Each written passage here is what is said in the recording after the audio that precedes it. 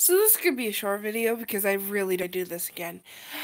I just made a video, 60 minutes long, of me ranting, but now that I got my rant out and it didn't upload to YouTube because of all the internet connection failures, I'm going to try to do this in a short video, real quick. My mom's husband, the guy I used to call Dad, has been being really crappy to my mom. 2 weeks ago or something, everything was fine. Then they stopped talking for one day. The day before they stopped, he was busy, we thought, at least.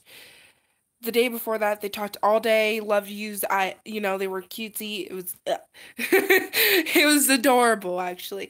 Anyways, next day, didn't talk. Day after, all of a sudden, he wants a divorce. We think it's the alcohol. He's been drinking a lot of alcohol. He's been stressed about money. Not once has he told my mom that he does not love her whatsoever. So obviously it's not about he fell out of love with her. It just has to do with whatever is going on with him. The alcohol, the stress, whatever is happening with him. And it's been a big deal. For the past 2 weeks, we've been dealing with this. He constantly saying he wants a divorce, saying he'll give us the house, but now he wants to take it away from us because I'll explain that in a second, but he said he'd give us the house so that way we had somewhere to live after the divorce and blah blah blah, and we're kind of stranded, so we need a place here, and it'd be better if we just had this house to ourselves instead of having to pay rent. Anyways, but now he's saying he wants to sell the house to split the money down and do 50-50 because today he came, or we think his friend came actually, because we don't believe he's in Wisconsin, came and took his stuff out of the house because we believe he sent his extra key and the stuff to get his items to his friend. So his friend ended up coming and taking the trailer, the two bikes that were in the garage, the TV downstairs, my mom's cell phone, and a couple other things, and his clothes and stuff like that.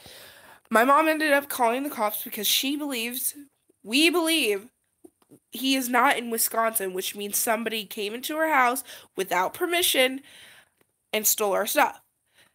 Well, got the police here. They talked to Joshua.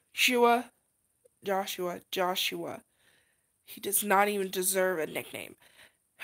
I only give nicknames to people I feel comfortable around, and he does not deserve one.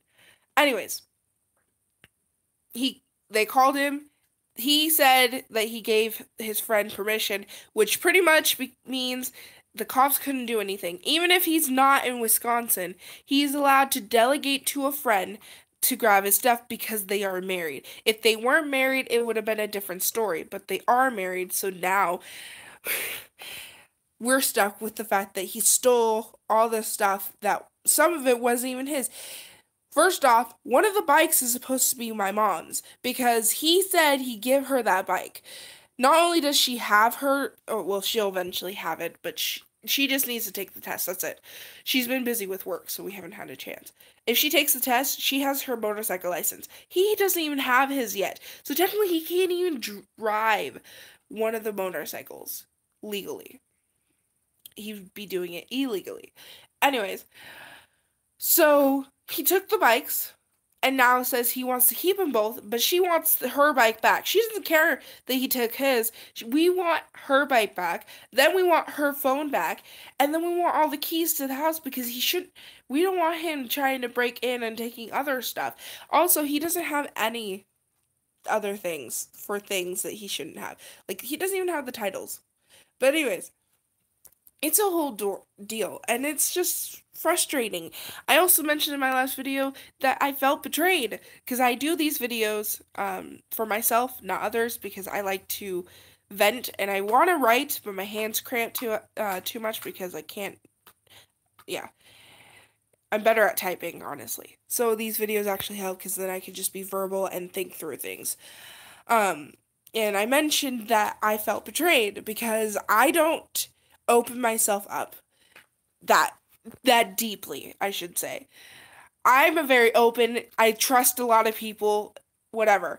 But I don't become loyal and deeply caring to someone,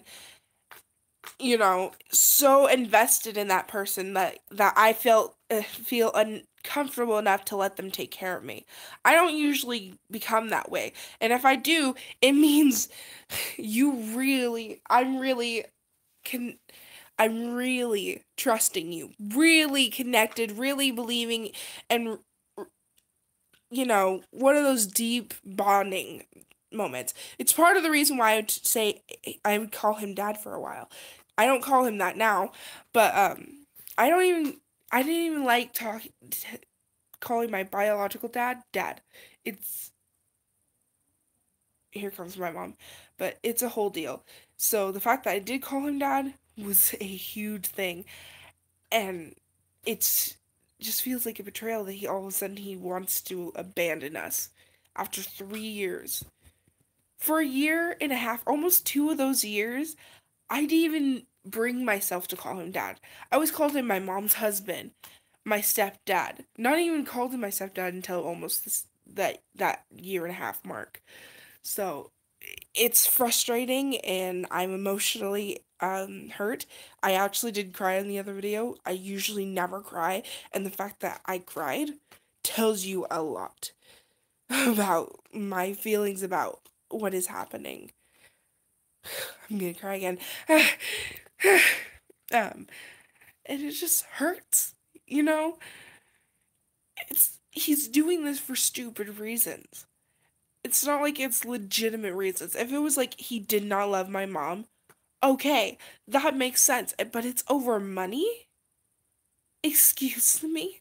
Money isn't everything. Yeah, it may get us everything we need, but it's not what we want in life. We want love, respect, companionships, etc. We want things like that. That's why we go for relationships and family and friendships. We want connection. We don't, and we need connection. We need and want connection. We don't have to want money. Money is only a need because it's for the things that we need for ourselves. Like, I can't have a roof over my head without money, which means I need money, etc.